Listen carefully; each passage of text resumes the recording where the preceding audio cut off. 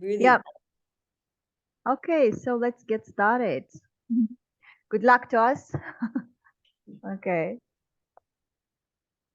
So, yeah, well, I mean, just I will write you later.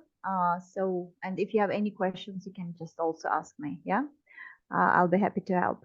Thank you. Sounds great. Mm-hmm.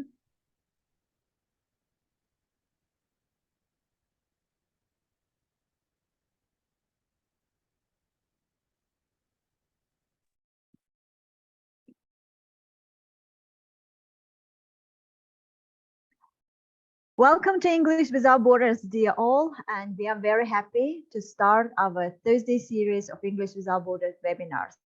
And today, May 4th, we are hosting Eunae Kim. She will talk today about the role of teachers and teacher-student relationship in promoting ELL engagement. And welcome to English Without Borders, dear Eunae, and we are very happy to host you today. Let me introduce our speaker. Eunae Kim is a passionate advocate for multilingual learners. She's originally from South Korea and has been in Indonesia for more than 10 years. She received a bachelor's degree in English linguistics from Hancock University of Foreign Studies and a master's degree in applied linguistics from the University of Massachusetts, Boston. She's going to start her PhD in applied linguistics program at Georgetown University this fall. She teaches IB, MIP, English Language Acquisition, and IB Korean A, and now she supports primary multilingual learners and Bandung Independent School. Eunae has taught English to students from various backgrounds in South Korea and Indonesia. She has been volunteering in teacher training and professional development networks with a clear purpose of supporting learners by supporting teachers. And dear Eunae, we are so happy and welcome you to English Without Borders once again. And dear audience, please use this chance to ask your questions to our speaker. So our webinar is being live streamed on Facebook, and those who are joining us via Facebook, please leave your questions in the comment box as well. So over to you, Eunae. So welcome. Thank you.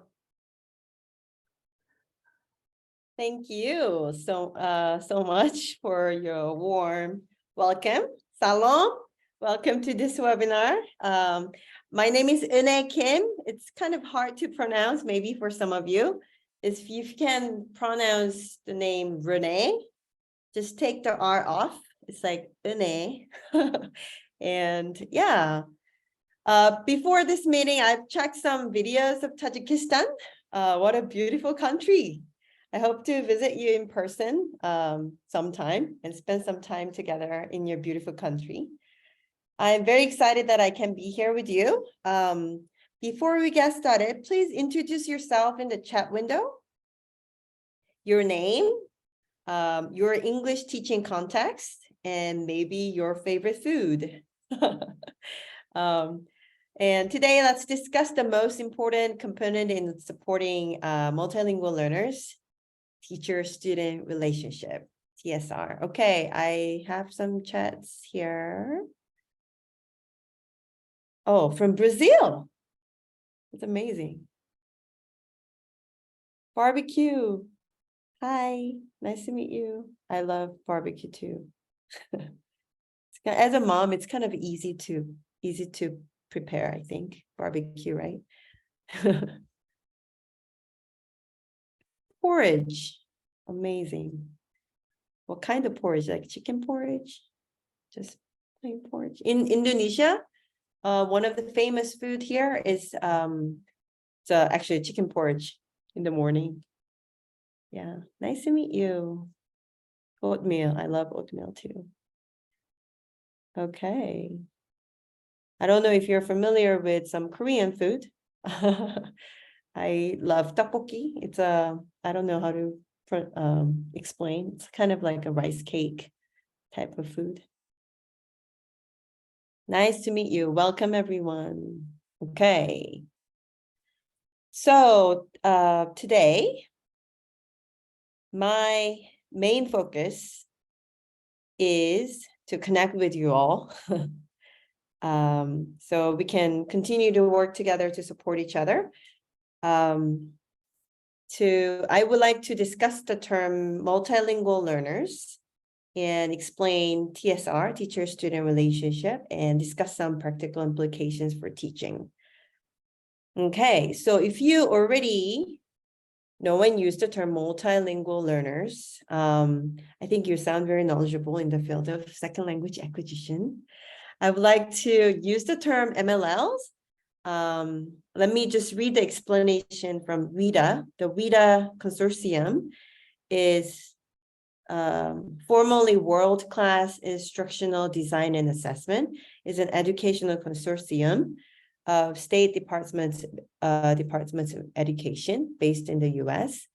Why we should use the term multilingual learners? To describe all students who come in contact with and or interact in languages in addition to English on a regular basis. They include students who are commonly referred to as ELLs, DLLs, EAL, English students with English as an additional language, all different kinds of English learners. So if I use my daughters as an example, they are Koreans who grew up in Indonesia, right? So growing up, they spoke Korean at home, and Indonesian with friends outside of our home, and studied English, Mandarin, and French at school. So 4 or 5 languages. They're multilingual learners. So I think most of you, all of you, I think almost, Assalamualaikum, yes. I think you're all multilingual learners, actually, including me, right? I think you can speak Tajik, is that right? You can speak maybe Russian, you can speak English, right? I can speak Korean and Indonesian, so we can speak multiple languages, right? So we are all multilingual learners. That's right. So it will be different depending on students, but most students will have to deal with negative emotions when they learn English as their second or foreign language. Anxiety, right? Think about a language that you learned in high school or university. What language did you take? I took maybe Japanese, French. Imagine that you are at a school in which the language is spoken and you need to study something else like history in that language with the ability you have. How would you explain that experience in one word? Hi, everyone. Oh, some from, oh yeah, also know Uzbek, right? So it's horrible, right? It's really hard. Disaster, right? Do you think I use perfect English so I don't feel any anxiety speaking in English? Well, certainly I feel much better than before, but the fear of making mistakes in front of native speakers will always be there. Like, am I making errors? Would native speakers say things like this? Is this sentence grammatically correct? You don't worry about those things when you speak in your mother tongue, right? Do you?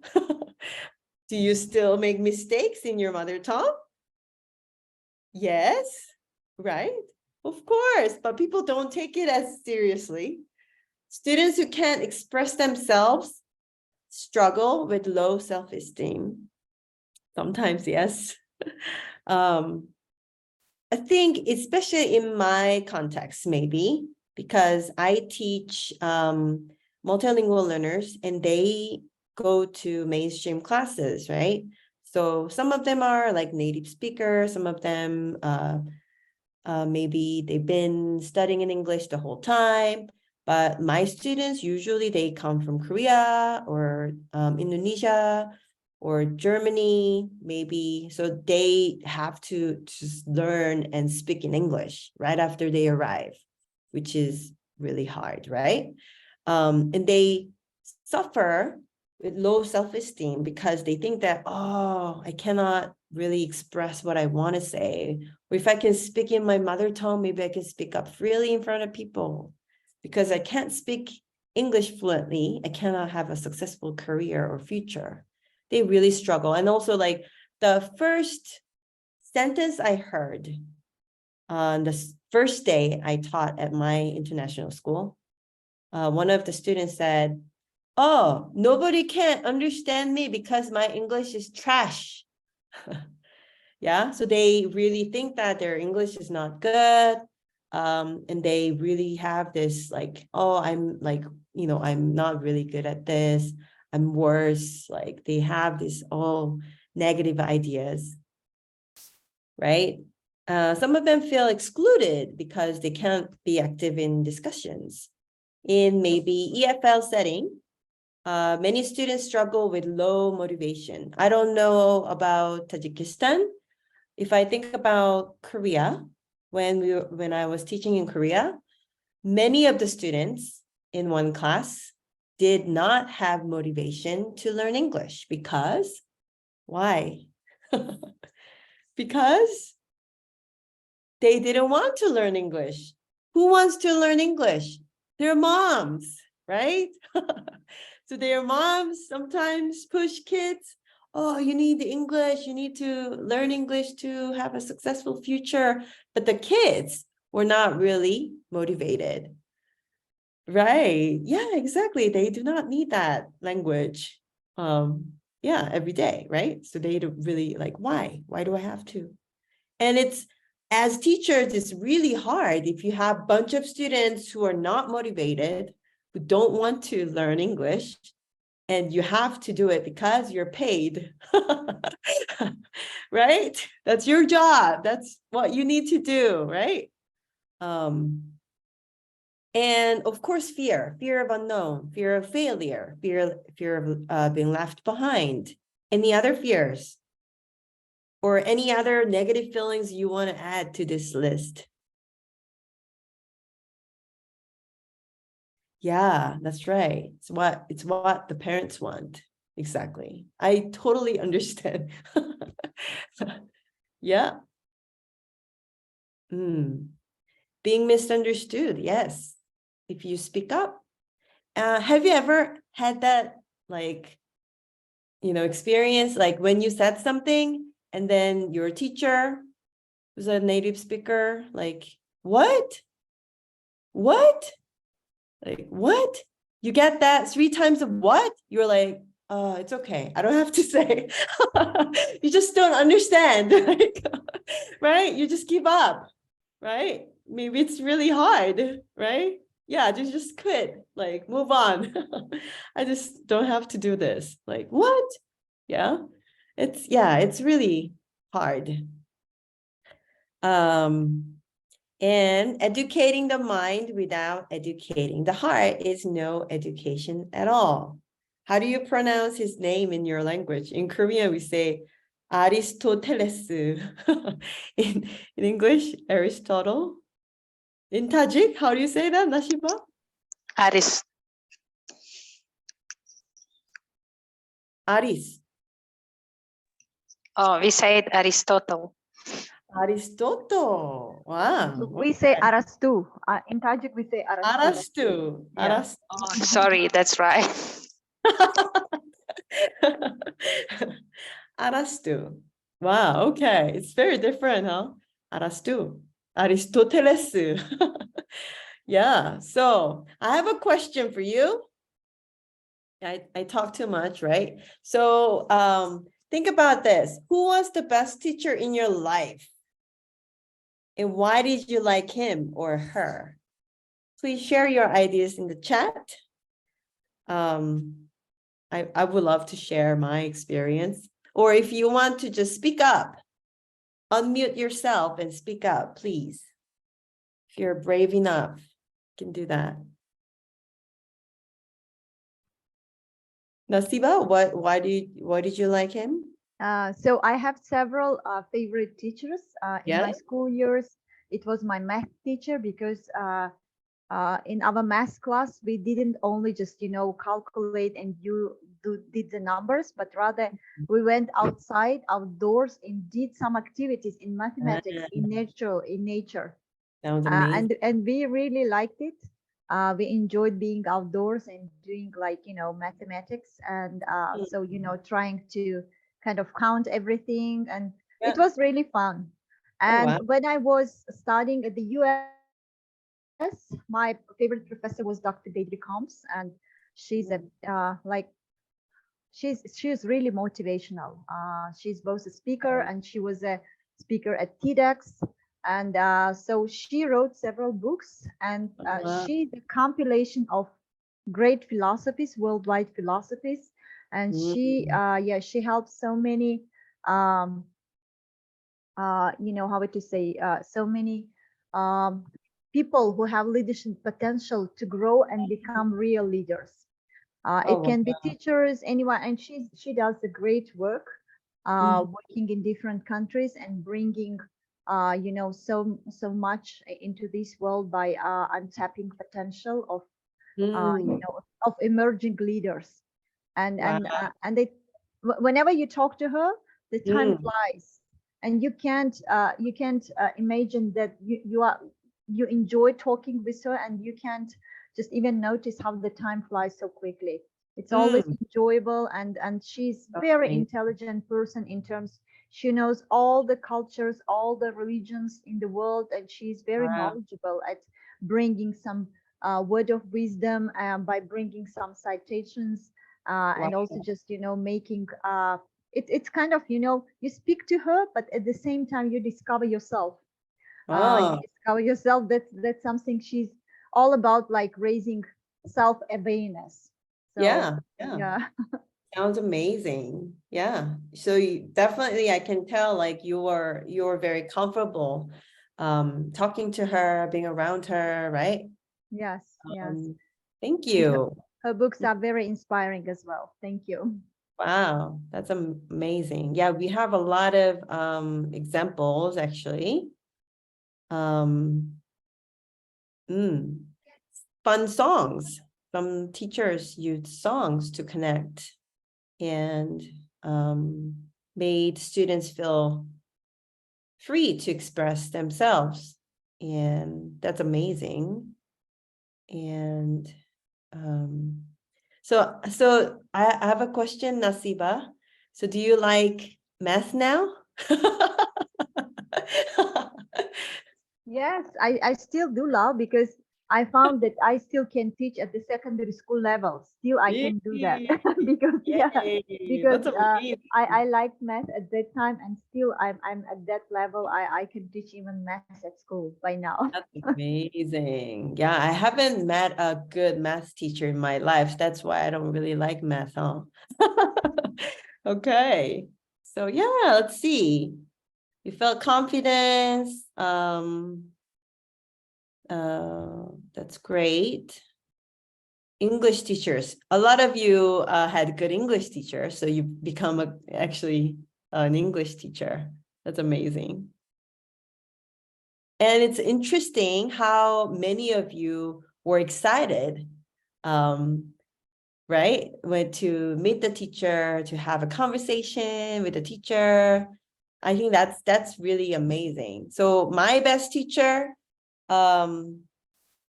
my personal favorite teacher is my grade 4 teacher. At the time, I had some family issues financially. My dad was struggling, and I often thought I was just invisible in my Yeah. family because Uh, everyone is busy. Yeah. mhm. Yeah. One, some people are raising their hands. Maybe we can Oh, also just, yeah, we can sure, also sure. ask them if they Yes, want to unmute themselves. yes, Fernando and Mary, yes. Mhm. yes, please. Hello, everybody. I want I want to talk about my favorite teacher. Every person have a favorite teacher, and all my students have their favorite teacher, and they like their favorite teacher so much. And Mhm. I have a favorite teacher too, which I have never forget him. When I was a pupil in my school, now I'm working here.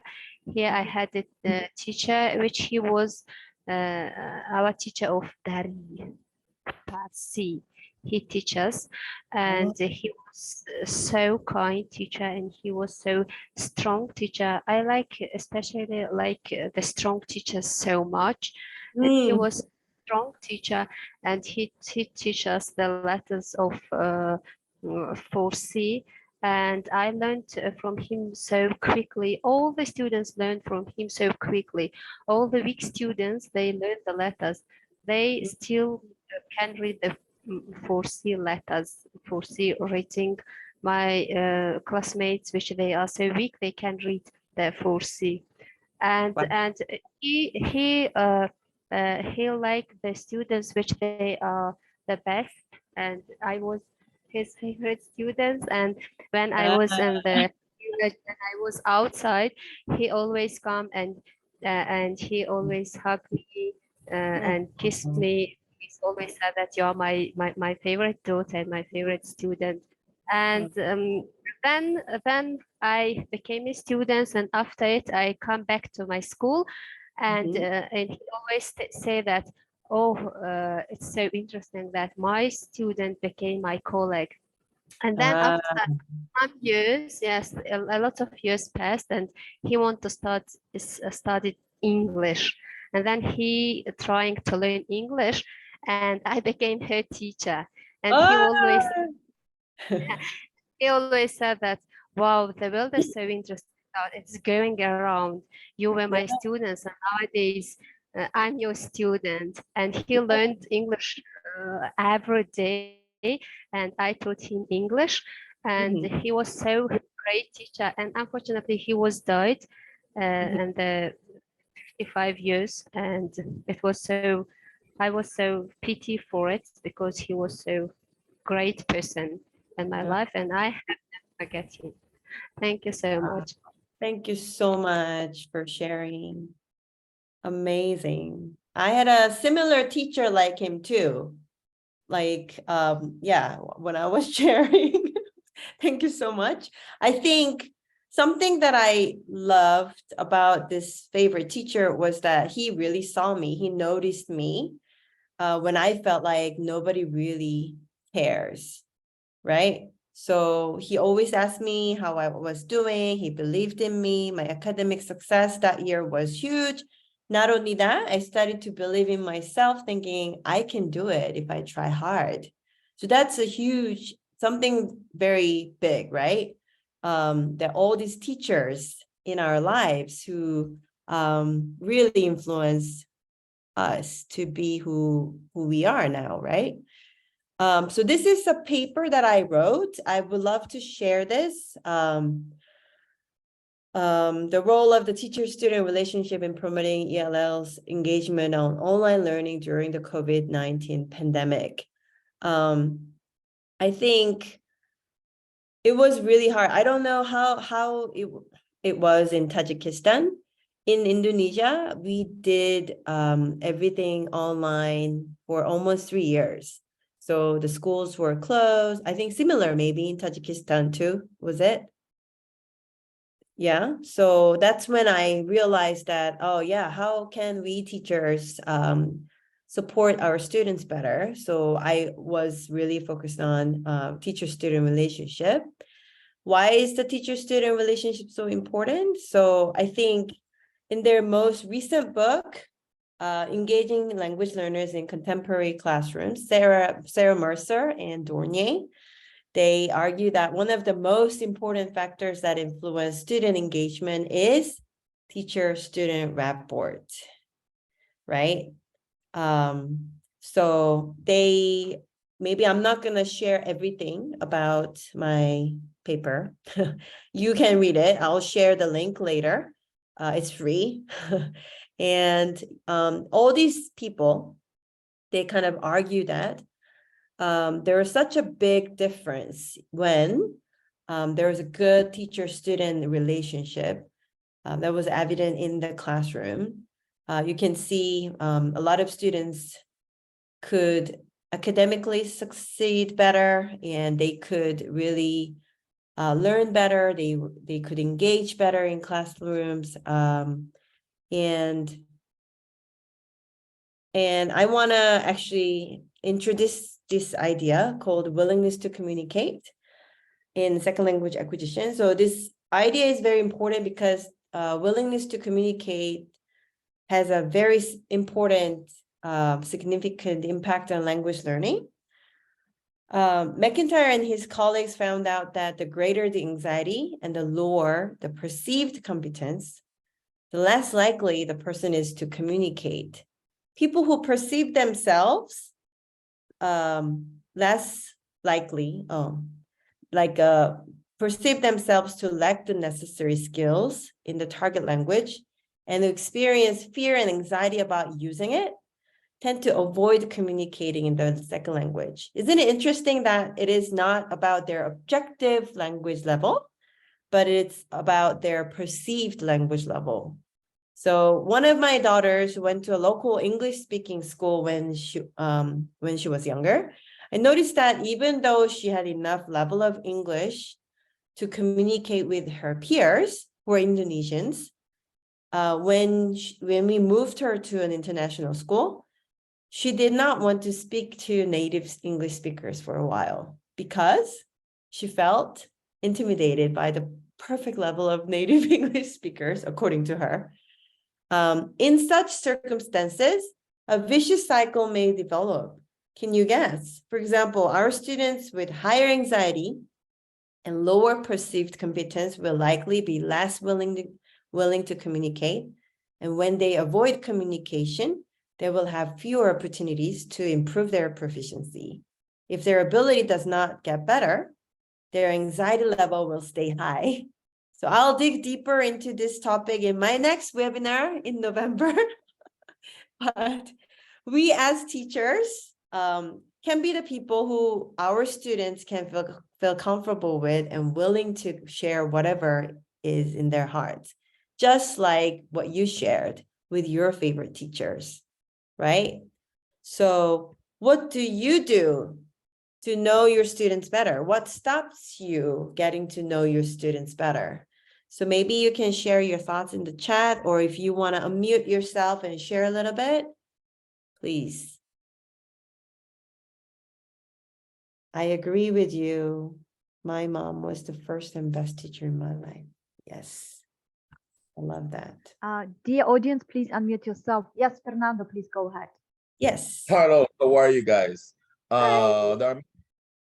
I'm sorry I'm not showing my faces because I'm a little bit crazy here. My head is all mixed up, you know. I was doing a lot of things here, but so I don't feel comfortable showing myself right now. Let me do it. No big deal. So here I am, all mixed up. Anyway, hello. There are many things that are important, right? Your question was, sorry, can you repeat your question again? I just kind of spaced So like out.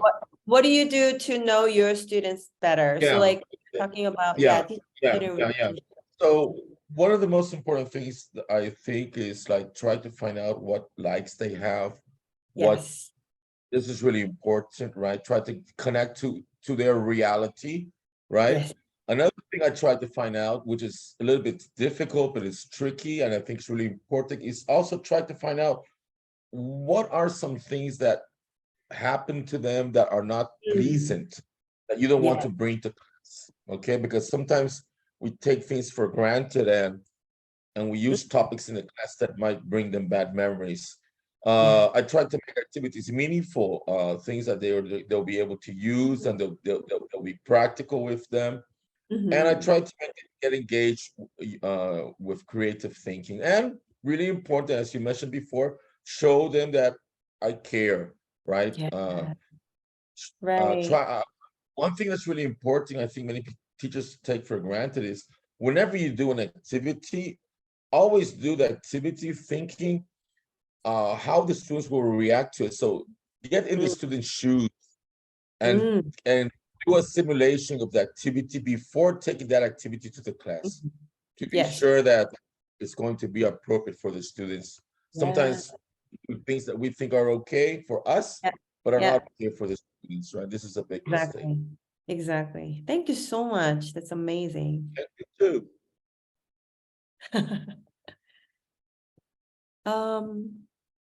Mehri, you wanted to share? Okay. When I'm teaching during the teaching time, I thought that I know the character of the students. I know that they are better. But to know they are better, especially we understand from their parents. I meet a lot of parents and to know about their character more, and then I'm doing with their character and to know them better. And before I thought that I know them well. I'm doing, but I have a lot of students, and maybe I'm not pay attention to some students, which they have something problem. And then after it, I met their parents, and I said that your children is like this, and then they are talking about their character, and then after it, I'm working with this character, and I'm teaching what problem they have at home and what problem they have at school, and I always compare this problem, and it would be going very well. It would be very better. We have some teachers in our school that if the parents say something about the teachers problem, the teachers don't allow to say bad things for the teacher. But for me, I would be very glad that the parents say my mistakes, and I always say that maybe I wouldn't pay attention to these students, maybe because I have a lot of students and I cannot pay attention to all of them. Exactly. And then when the parents say something, then I am pay attention to this character, to this problem, and to solve this problem. Thank you. Right, thank you. It really depends on the size of your class too, right? If you have like 100 students in one class, like in university, or right, if you have a bigger classes, like it's really hard to get to know them unless you really make time to do it. I think time is always the problem, right? You know, I think there's one more thing that's important that teachers take for granted. I mean, when giving classes to students, try to be a student. You know what I mean? Yeah. Don't have this don't I don't like my students to call me teacher, for example. You know what I mean? I don't want them to feel that they're like I'm somebody above them or something like this. Yeah. When I'm giving classes to children, I sit on the floor with the students. You know what I mean? Yeah. When we're having group activities, I take part in the activities. I'm not teacher who's standing in front, like commanding an orchestra. You know what I mean? Yeah, It's exactly. like being a student, being part of the pack.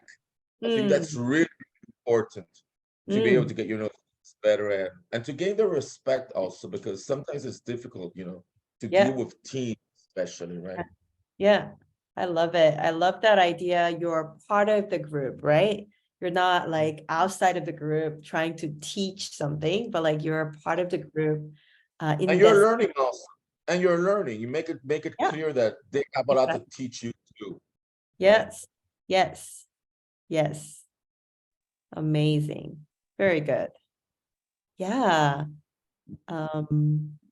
I think it really connects to your philosophy of teaching too, right? Like, like who are you in the classroom? Are you, what are you guys, what is your role as a teacher, right? So yeah, I have some ideas. I think a lot of it already, I think, shared. I think I can just go home now. So we have some pedagogical implications. I think, yeah, one thing I love is that use self-assessment tools to evaluate teachers' current practices. I think I agree with you, Fernando. You said that, yeah, become a student, right? We need to ask these questions so that to ourselves, so that we can evaluate how we are doing actually. Sarah, Mercer and Dornier, they share some questions like, where are the areas of growth as a teacher? Am I judging students by their performance only, or caring to know what's going on in their lives? Are students comfortable enough to reach out to me? What can I do to make myself approachable to students? How can I manage time so that I can meet students and hear their needs? What practical ways to meet students' needs? So I think at the end of this slide, I added this reference of teacher assessment. I can share my story. It's kind of embarrassing. What I did was that to support my students, I did my first action research, how to promote students, especially teenagers, willingness to communicate in classroom. And then what I learned through watching all of my videos was that I was not giving enough time to my students to speak up. When I was expecting them to speak up, I was not actually giving them time and space to discuss and express themselves. Maybe I was not patient enough. I was not giving that space to them. So I think it was really helpful for me to see, oh, that's what I do. I didn't know that. I didn't realize. Yes, Fernando? Yeah, that's why teacher observation is really important, right? Mhm. Mhm. Many teachers, sometimes teachers do this because they are insecure of what they're doing. And Yes, that's one way that they have to take control of the class. You know what I exactly. mean? And Yes. if you have a good coordination and you have a good and you're willing Mm. to open yourself and change, this is something fantastic, because new windows open, new doors open, and you Yeah. see the change, you feel the changes, and that's so gratifying that it's difficult to explain in words how Yeah. gratifying that is. But for this to happen, we need observation, because we don't see what we do. It's very Yeah. difficult. Yes. Yeah. 100% agreed. That's right. Thank you. Yeah. And there are various ways to build rapport with your students, starting with knowing how to pronounce their names correctly. Um, yeah, and then my research suggests that students who receive more support from teachers, they engage better in classroom activities. They can set office hours to meet students individually or in groups. Maybe you can look around and actually notice some students, or maybe seems like she's struggling. Like you can ask questions after the class, or maybe you can ask around and see what's happening in their lives, right? Yeah. And I think I really like the number 3, utilize various methods to deliver learning material to students. I think I'm pretty sure many of you are comfortable with different tools, but I think for me, it's about I'm willing to learn something new. If you think about your class tomorrow, and if you feel like you feel bored, maybe your students will feel bored too. So sometimes I feel like yeah, yes, and I think I just need to think about, okay, what are the things I need to do tomorrow, and how would they feel? Would they be excited about it or not? Is that the topic that they like or not? One thing I did want my students to write biographies of famous people. So I made a list of very famous people and I presented them to my students. Okay, why don't we write biographies? And then they were like, no. And I was like, what's wrong? And they was like, okay, can we choose? So they chose like their favorite baseball player, their K-pop star, and all these different people that who were not on my agenda. But when I was willing to follow their lead, I could really see that they really enjoyed all the process they went through. So I think it connects to let students be the owners of their own learning. So I think, yeah, since we don't have a lot of time, let me just kind of show you this video, short video. I want to close by showing you my students' talent show video. Their English is limited, but you can see how amazing the students are.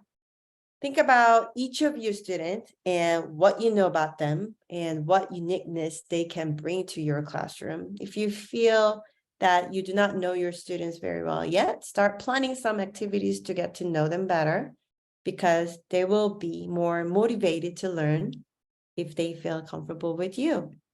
So let me just.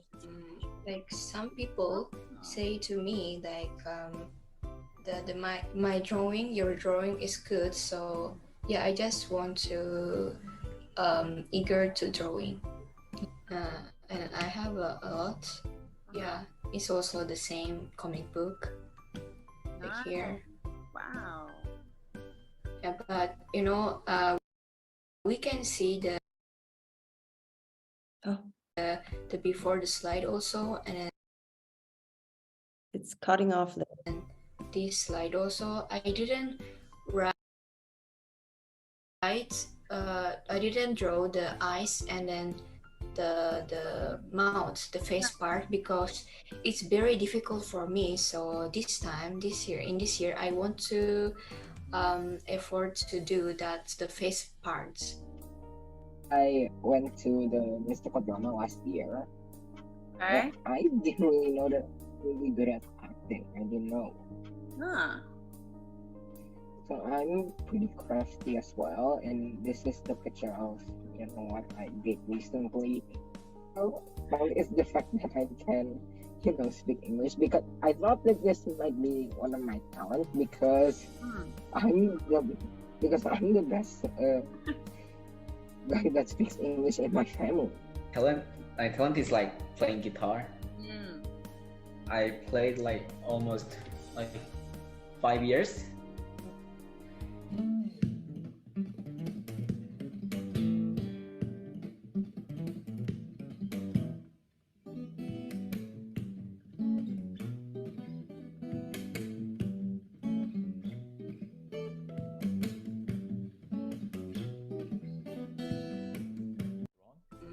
Like some people say to me, Hey, great teachers focus not on compliance, but on connections and relationships. What can we bring from this session? What do we want to try this semester to build TSR? What can we do to get information about students' challenges? What can we self-assess our everyday practices? Thank you so much. And maybe if you have any questions, we can discuss. Thank you so much, Eunae. Sorry. Yes, Fernando, go ahead. You want to say something? Yeah, I'm encountering a problem now.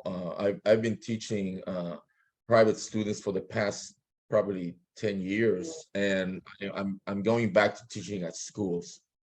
And one thing that I realize is that when you teach for a school or an institution, you have how can I say this? You have what the school wants and you have what the students Yes. want. You know what I Yes. mean? Yeah. And this is something really, really tricky. I'm having a hard time dealing with this right now, because what the school wants is not what the students want, in my case. That's right. So if I try to do what the school wants, the way they want me to do it, I have conflict with my students. So now I decided to be 100% on my student side, and I'm a little bit different to what the school wants. Yeah. This is something I don't like, to be sincere. I don't like to be like this. But when I was doing what the school wanted and not the students wanted, I got really far from my students. But now that I changed things, now that I'm doing what they want, I mean, I'm being more like caring more about them and not more about the school. Yeah. I got much closer to them. We're like a pack now, and I feel so comfortable about this. But At the same time, I know that I have a lot of pressure from the school, and I have to Mm, be indifferent. Many mm, times I go to meetings and I just listen to the coordinator speak and say, okay, I don't even agree with what the person is saying, but to avoid conflict, I just let it go, yeah. This is so complicated, Mm, and this stresses me a lot, but that's right. it's part of it. There's nothing I can do. I don't know. What do you suggest? What can I do in a situation like this? Mm, good question. I think especially, I don't know, can I ask you where you are? I'm in Brazil. Oh, I'm talking about English institution that I teach at, and I'm teaching teens. And these okay. teens are really, really, they were very tough to reach in the beginning. Now we're dealing I'm having a really good rapport with them, but that's That's amazing. because of what I told you. I'm Yeah, not yeah, concerned with the institution anymore. I'm more concerned with them. But I'm yeah. having problems with this because of this. Yeah, yeah. It's Yeah, funny. I think, It's um, impossible to please everyone. I think that's something, that's right. I think you got your priority right. You are there to support your students and you know what they need, right? So I think I am like so encouraged to hear that you already built this strong rapport with your students. I think in terms of the curriculum or what the institute wants, maybe I think they can change by seeing your example, right? Like if they see you really like connecting with your students and really impacting like good influences on them, I think that can really speak to the institute. And then also, I think if you have, for example, what was hard for me, like Korean academies, they really focused on like grammars or just reading or things that are, I feel like are kind of, how to say, separated from the overall holistic approach, right? So Yeah. what I did was that like I did introduce some of the better approaches or some of the better materials or curriculums because I don't know, sometimes they don't see the whole picture, right? They don't really, I mean, you are the expert there in your classroom, right? So I That's what think I took. I would totally suggest some like, introducing some materials you do, and then maybe have some good conversation, building some rapport with the people too. So that, yeah, you can actually kind of share, I think this is more effective. I think this is a better approach so that they can kind of listen to you too in Yeah. that direction. In the beginning, I was a little bit like Mm, I didn't really, how can I say this? I don't know what the right word is, like in the defensive mode. Okay. But yeah, now yeah. I am a little bit more open, Mm, but I didn't see much positive reaction from them. So now it became a little more indifferent. And this yes. is something I really don't like, Okay. this attitude of being indifferent. So, Mm, but mm, it's a matter of if I don't adapt, I also don't have this job. So yeah. after I have to work according to the system in a certain way, man. There's nothing we can do about that sometimes. Yeah, sometimes if it's very strong, then you don't agree with everything. It's really hard. I've been there. Yeah, yeah. So hang in there. You're Yeah, doing thank well. you. Yeah, thank you so much, Fernando and Eune. So let's open the floor to questions and answers, and let us, give time for our participants to ask their questions. Dear all, please unmute yourself or leave your questions in the chat box, so we will address those questions to our speaker today. Okay, please don't be shy. Please unmute yourself. I was just wondering, Eunae, like, what is the best finding when you started using TSR? Yeah, Mhm. we started using that. What the best finding you just how to say you discovered, and what was the learning process for yourself? Good question. I think what the best gain from the research was that I could really listen to Indonesian university students' struggles. I didn't know, like, when they were online, like maybe similar to Tajikistan, some of the students are from very remote villages. I didn't know, like, they were struggling because they didn't have enough space to have a Zoom. They didn't have enough quota, how do you say that? Quota, like enough money to buy the internet access. And their family didn't really support it. They didn't have a nice background to show. So like, I think it was amazing that I could actually really listen to them. And then it's really important that not to judge by their performances. I think it's really important to really listen to their hearts, understand where they're coming from, so that we can be there to support them. So like, there was one student who didn't really show, he was like negative in everything. So I was like wondering, he didn't want to have an interview, but that's my next step. Like, why? Right? So when we have like negative students who with negative attitudes, we think about like, oh, he's like, not a good student. Oh, like, I don't know if I can like support him anymore because he's just has such a bad attitude. But then, I think it's important as teachers to really still reach out to students like that and figure out, many times it's not about teachers, not about the curriculum. They are going through something.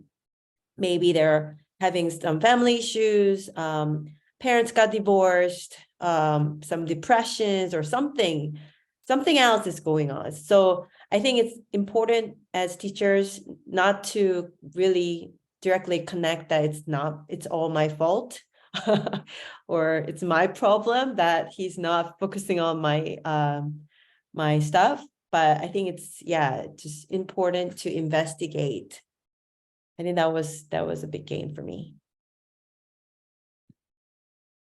Yeah, that's really great. Thank you for sharing.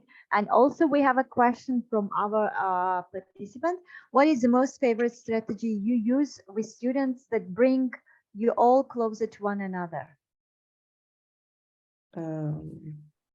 Bring them all together, close to one another.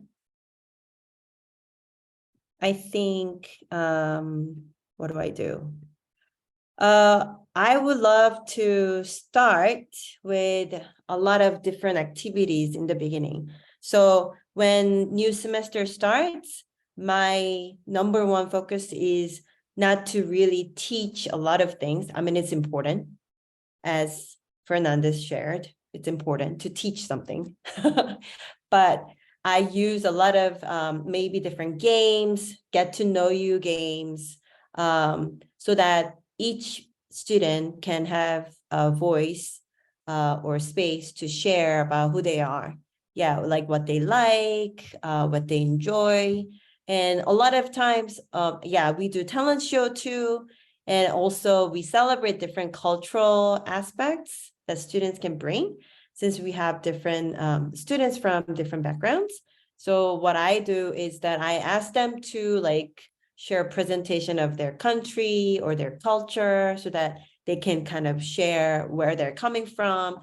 So if I think about my students, I kind of know their favorite food is what they like to do whenever they have free time. So what kind of games they like to play, or so like you get this idea. So whenever when topics come up, I say, oh, you like this one, and then they're like, oh yeah, how did you know? So I think sometimes I just take notes.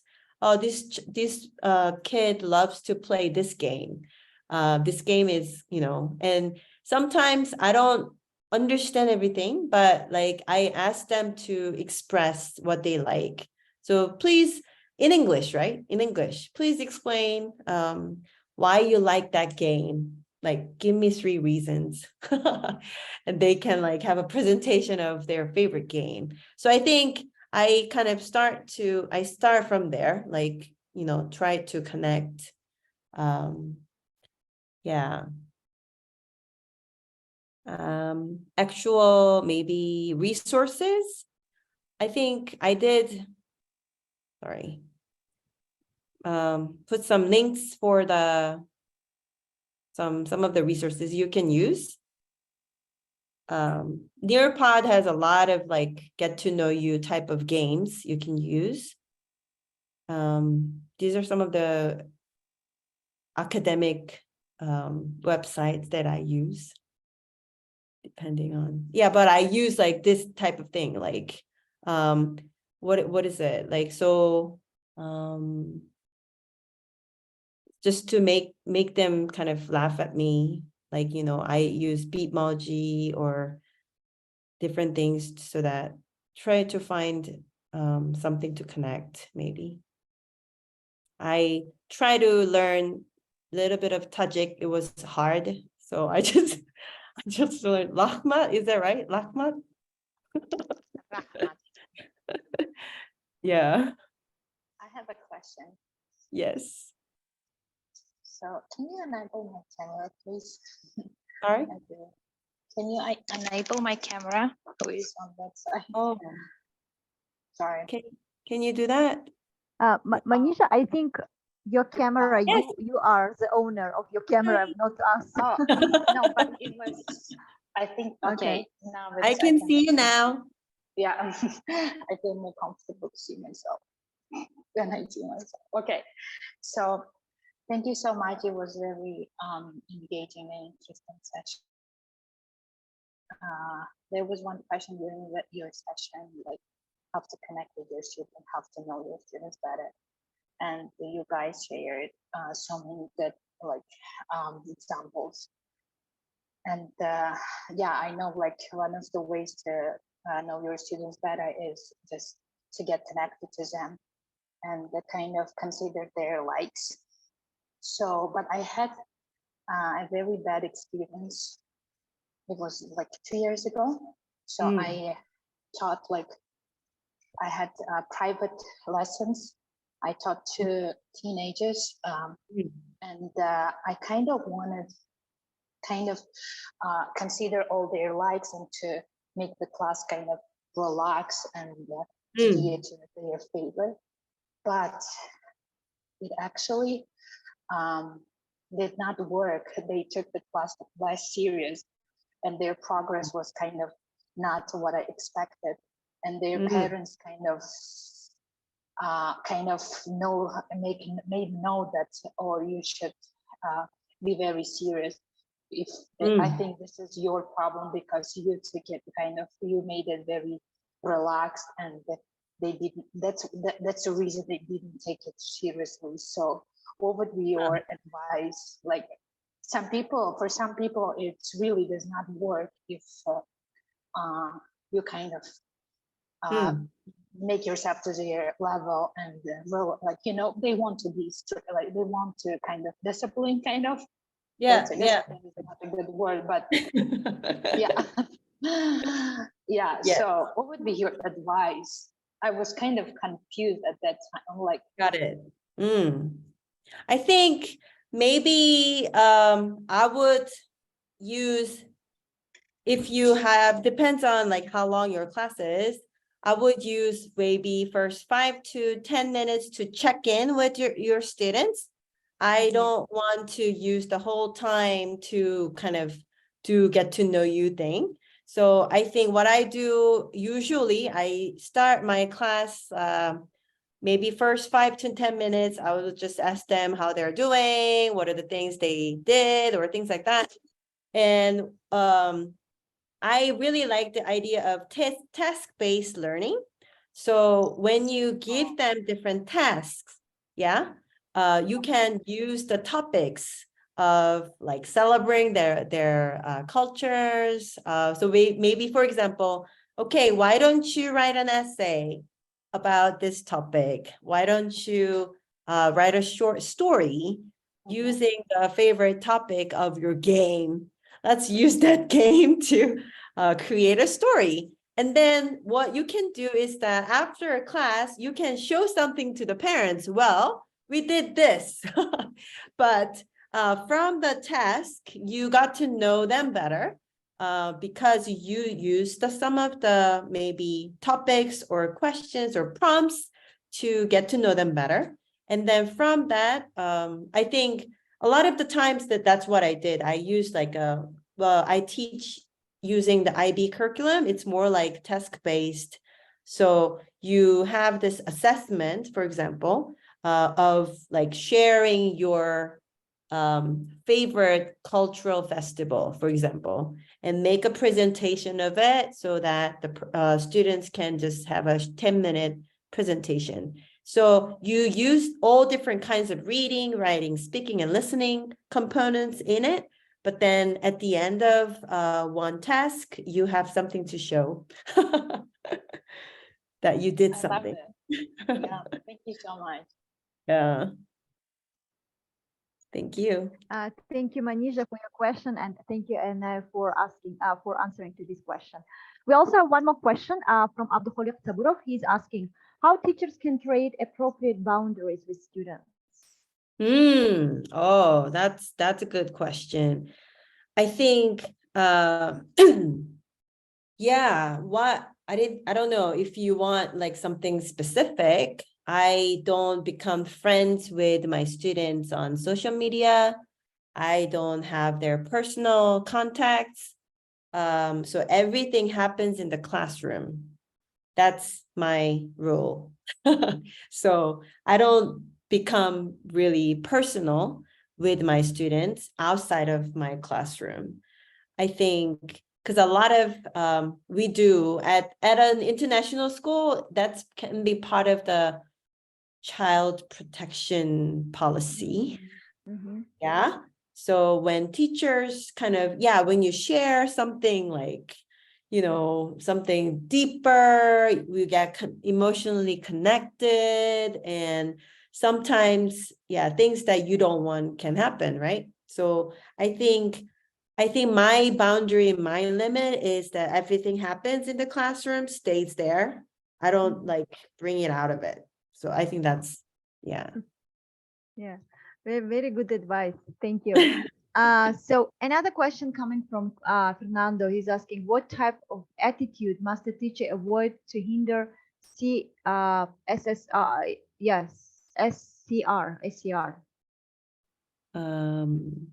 Sorry. What type of attitude must the teacher avoid to hinder SCR? Okay, so what kind of attitude the teachers hinder to have a good TSR? Is that right? Yes, it's what should teachers avoid? What attitude must teachers avoid in order to hinder? I think I really liked how you mentioned about like I am the teacher, you're the student type of thing. I think that I come in as somebody who knows everything and I'm in control of this class and I will do everything what I want to do. I think that's the attitude that we should avoid. Maybe teachers should be open. I think that's something that I actually learned. I need to be ready to modify. Okay, if kids don't really like it, sorry. Okay, I prepared this for hours yesterday, but if you don't like it, okay, let's do something else. What do you want? And then also I love to include my students in the process of planning too. I ask them questions. Okay, I want to teach this. What do you want? Like, I want to discuss this topic. Okay, let's talk about persuasive writing. What should we discuss? Do you agree or disagree? And instead of bringing all the ideas from the teachers, maybe we can really include them in part of the lesson planning too. Does that make sense?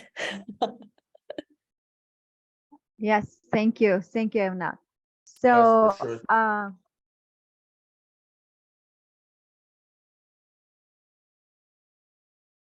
okay, and we are right now giving time for last question.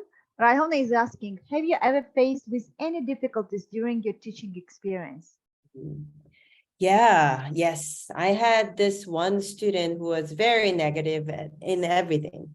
I still couldn't really connect with her after 3 years. She just didn't want to do anything with me, and she didn't, how to say, yeah, so but then I also had to like let go of my expectations to become best friends with her, because some students, maybe they are not ready for it or they don't want to do it.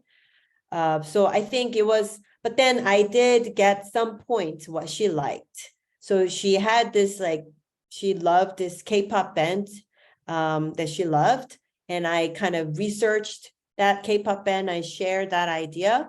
She smiled, but then that was it. I couldn't go deeper or anything with her. So, but then, you know, that feeling that she doesn't really like you, that kind of bugged me sometimes, but at the same time, I also had to let go of that, because no, you know, not everyone can love you. So yeah. Yeah, exactly. Thank you so much. Thank you so much. Yes, of course. Like, you know, if you try to please everyone, you will Yeah, lose your that's, identity. You will yeah, lose your that's right. Yeah, you can't do that with personality everyone. and individuality as well. Yes, much.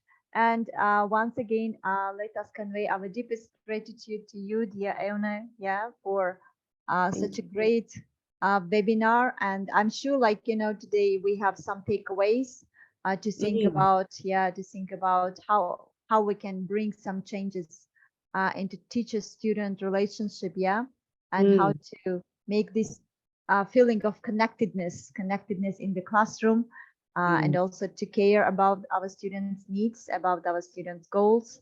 Yeah, thank you so much. And once again, our big thanks to all those who actively were engaged in this webinar. So, dear Iona, we don't say goodbye to you because we have more webinars with you in the future. Yes, and we would be very happy to host you again. So, dear all, thank you once again for your great Thank you so much. I really love this engagement. session. I would love. Thank you And so we much. wish you to have a good evening. Thank you so much. Thank you. Bye.